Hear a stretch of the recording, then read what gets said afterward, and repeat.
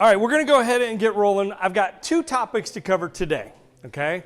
And they're kind of interrelated, and you know, neither one of them would take up the entire time block, so we're gonna copy two, okay? So first off, it's been a while. Joe used to do these almost every Tuesday, and it has been a while since we've done kind of a market update. Where are things at? What do the numbers look like? And how do you use this information to be able to communicate this to your client base? Okay, so what I have up here are October's numbers, which usually come out like the second or third week of November. So we're about to get, you know, in a couple more weeks, we'll get November's numbers, but this is the most accurate and up-to-date information that we have. This is all compiled by the Atlanta Realtors Association. And so accurate information, I think it's pulling from both MLSs, so that service Metro Atlanta, so it should be good, valuable information, okay? So big picture, you see big numbers down here, total sales, active listings, average price, new listings, months of supply, that's a really critical number, and median price, okay? That's just basic numbers. Commit them to memory. That way when you are out there spieling off your scripts with your client, you can go, wow, months of inventory supply is at record lows 1.3, all right? And you can just pull these numbers out of your head and you sound like you know what you're talking about, whether you do or not, okay? Okay, so average price is just like you think, average. The total dollar value divided by the number of sales is average, okay? Median is, here is the lowest sales price, here is the highest sales price, the one that is in the direct middle is the median sales price.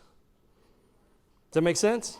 So it's like if we're going to average all of our ages, we would add them all together and then divide by the number of people in the room. Right. To get the average age. The median age is we would all line up. Oldest to the youngest. And whoever's in the middle, that's the median. And if there were 20 people in the room, we'd go to one that's number 10.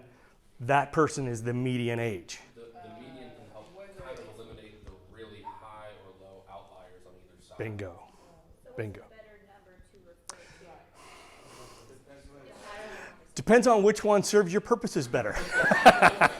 Okay, remember what we're talking about here? Average price tends to be a little bit higher than the median price.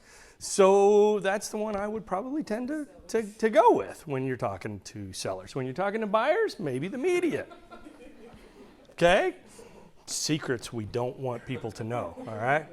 So let's look at some totals, and then this gives it relative over time, okay? So the way you read this is January, February, these are the months.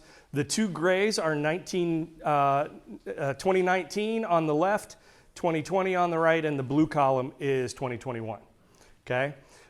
So total monthly sales, 6,476. It's a 12% decrease from last year, okay?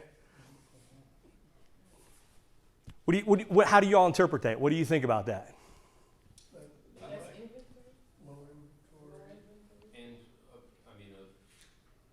low inventory and there's less people looking, people getting priced out. Okay. What else was going on December last year? COVID. Serious COVID. And in fact, we were kind of in the recovery from COVID by this time, or starting to see recovery, and we saw a real spike. If you look at 2019 versus 2020, 2019 was real low, 2020 was way high, okay? We were seeing this surge of activity about this time last year because we were on the downslope of COVID. So that was the peak of COVID, is that what you were saying? It was kind of when people were getting out again a little bit. Yeah, it was when people were starting to wake up and realize, hey, the world is still turning. There's still a market out there. And by the way, I need an extra bedroom. I need an extra bedroom because I'm going to end up with my mom living in the basement or something like that. Yeah. I have to be working out of the house. Yeah, exactly. That too. Okay. So that you know, initially you go 12% decrease. Should we be concerned? I wouldn't be, because of that very reason. I think, could you argue with somebody who's saying, well, I'm gonna wait and things will get better? Could we argue, well, even though sales went a little bit down, but the prices are still high? Like, I don't know if you see. Yep, and that's what we're going to talk about next. So this all, you know, if you take one number in and of itself in isolation, you could spin it any number of ways. You have to look at this holistically, okay? You have to look at all the big picture. So median sales, remember, line them up, 20, go to the middle, that's the median age, is 370,000. That's an 18.2% increase from last year. Huge increase, okay? Average is 16.6 at 438.5. So look at, you know, the entire year, all of both average and median has been well above the last 2 years, okay? Again, why do you think?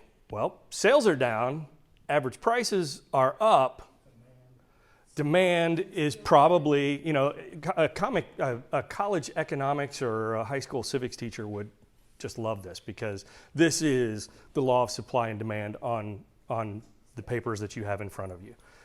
Okay, so now let's look at demand. Months of inventory is just a quick review. Somebody tell me what months of inventory, how is that determined or defined? If no more homes came on the market, this is how long it would take to sell all the homes we currently have on the market. Perfect explanation. You know, right now the months, there are 10 homes in your neighborhood that are currently on the market, and based off of the historic projection of sales in this neighborhood, 300 in the last year, it would take exactly X amount of time for the 10 or 12 that are on the market now to sell off, if we were to extrapolate that moving forward and no additional homes were to come on the market, okay? So anything 6 months of inventory is considered to be a balanced market. The amount of supply is roughly equal to the amount of demand, okay? Have we seen that in anybody's history? Probably within, Tom, you've been doing this a long time, maybe. But most of us are newer and probably have never seen more than 3 days, 3 months of inventory. Yep. Yep.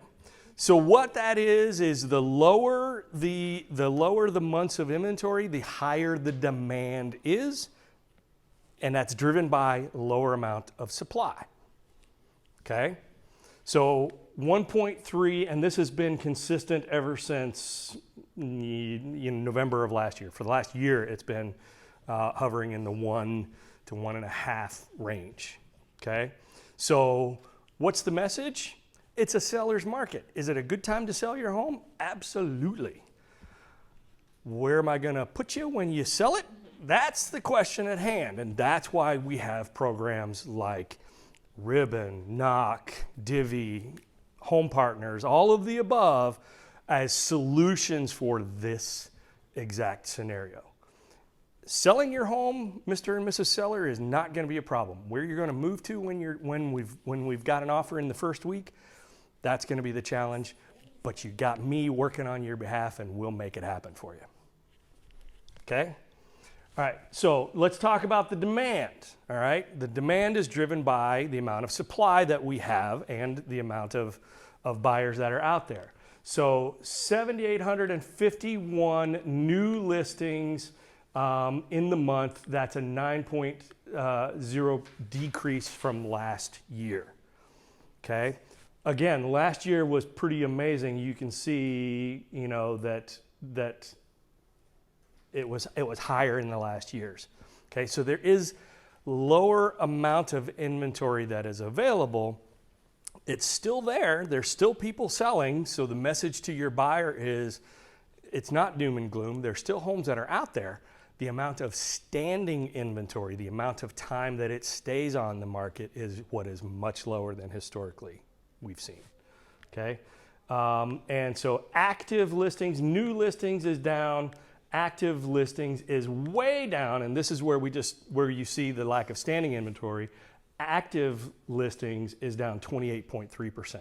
So when stuff goes on the market, expect it to go quickly. So if you've got a buyer that is not well motivated, it's time to have that conversation and set that expectation now. If you see something that you're mildly interested in and you're like, well, we'll wait for 3 weeks or a month and see if it's still there, and maybe put a low ball offer in below asking price, what do you think your chances of getting that are? Pretty low. So do you want to invest your time working with somebody of that nature? That's a personal question. You have to answer that. Okay. All right. But yeah, you see way low numbers historically for this year versus previous years. Okay. That's all the stats I got. I thought I had one more, but I don't. Okay, so that's numbers. So commit a couple of those to memory because you can pull them out. You can take this, put it in a listing presentation, have that conversation with a client.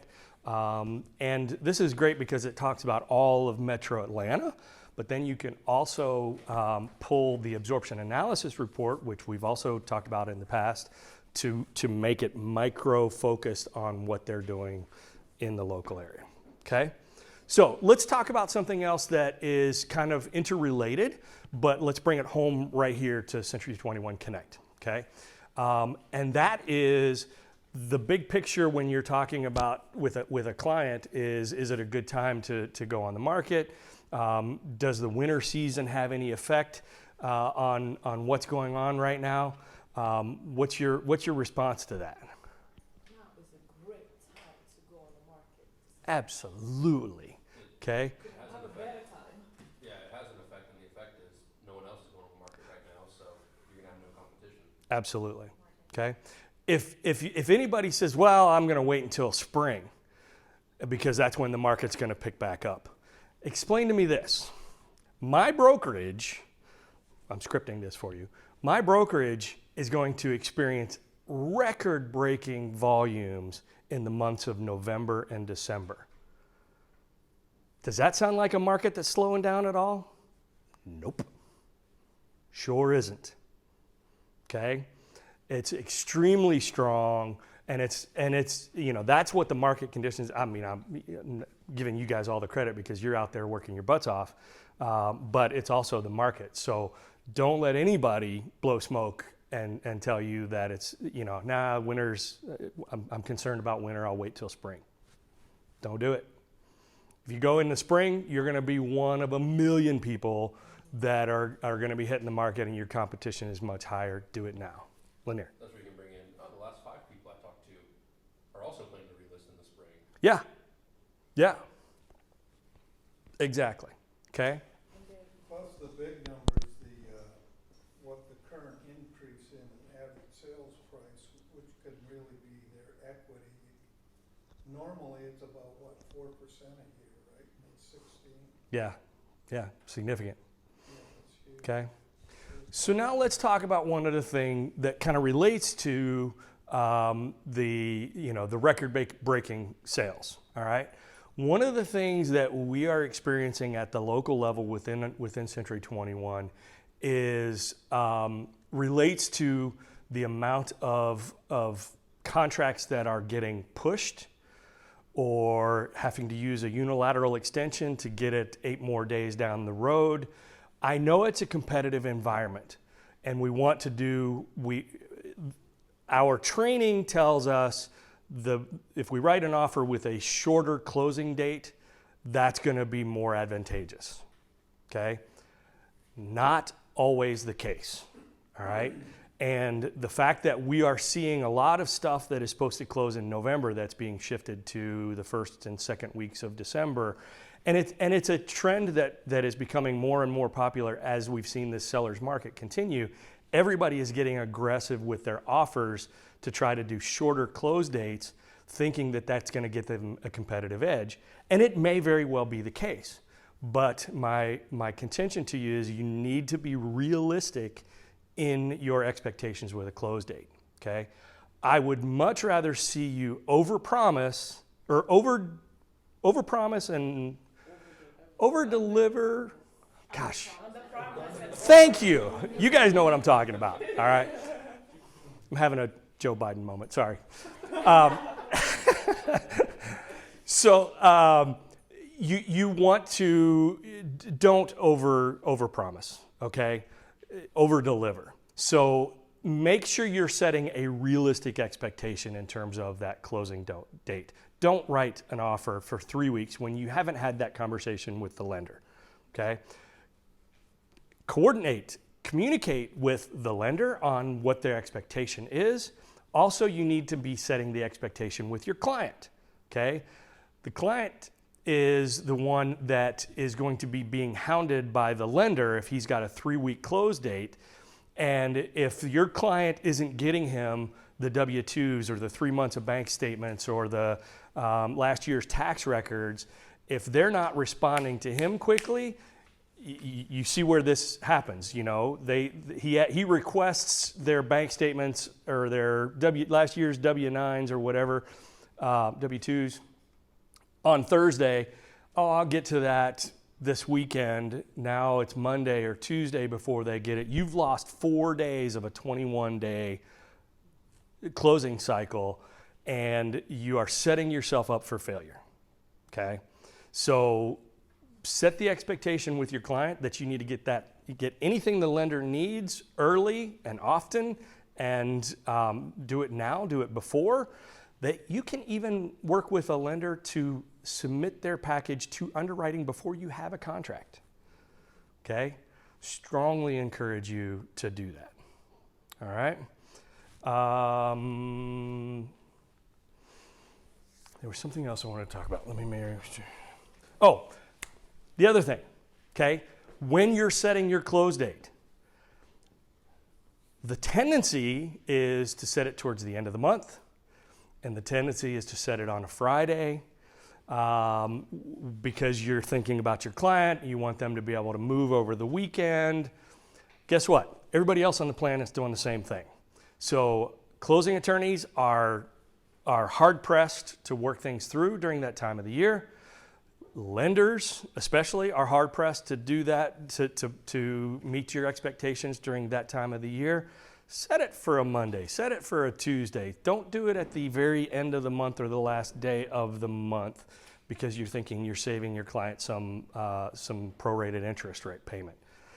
You're, again, setting yourself up for failure, and the frustration level that your client is going to experience is going to be far greater when they're frustrated at the end of the month and they have to use an 8-day unilateral or mutually extend or whatever the case may be. They would much rather know that you've got their back earlier in the process than setting them up for failure later. Sir? With offers we're writing right now, would it be wise to even extend a little? I mean, with Christmas holiday and New Year's holiday coming up, probably you can extend it out further. You may want to do that. Let's also approach it from this standpoint. One other thing that you can do is, and when you're delivering your offer, you can set it for a realistic date. Let's say 30 to 40 days, 35, 40 days, whatever the case may be. Set it realistically, but deliver your offer in a way that's, this is what time we think we need, but we're going to be pushing, and I am personally committed, as well as the lender is personally committed to trying to get this thing done early, and we can always close earlier, okay? Contracts used to read on or before X date. They changed that some years ago to now it's just close date is X. That Still have it in the description, like those middle pages in the contract where it says closing day definition, on or before that day. Does it have it in that paragraph? I'll have to check. Not sure. I don't think it does. It says on, but that's not to say you couldn't do it before. You can. Think about it like this. It's not necessarily just a close date. It's the contract expiration date. Okay. So if you don't meet that for one reason or another, you have to either get a mutually agreed extension or you have to use the 8-day unilateral. We have I know of at least one agent in this office that today's the last day of their 8-day unilateral. The seller's not going to be mutually the lender's not ready, the seller's not going to give a mutual agreement, the 8-day unilateral is your nuclear option and you've just expended it, you got nothing else left.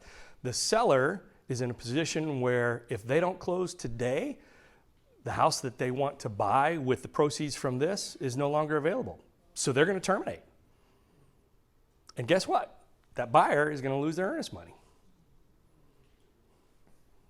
Okay? So don't let that happen to you. Set a date that is realistic. Communicate with the listing agent. You know, if an aggressive close date is the only thing that's going to separate you from you know, the multiple offer scenarios, think twice about it. Don't overcommit. You can always, and think you can always change later. You may not be able to change later. Okay? Questions? So looking at these numbers, is it fair to say that they could be declining even further going into next year? I think that the days of multiple offers on every single listing and iBuyers overpaying for listings are we're starting to see things balance out a little bit. Is it still? Should we be concerned about a declining market? No.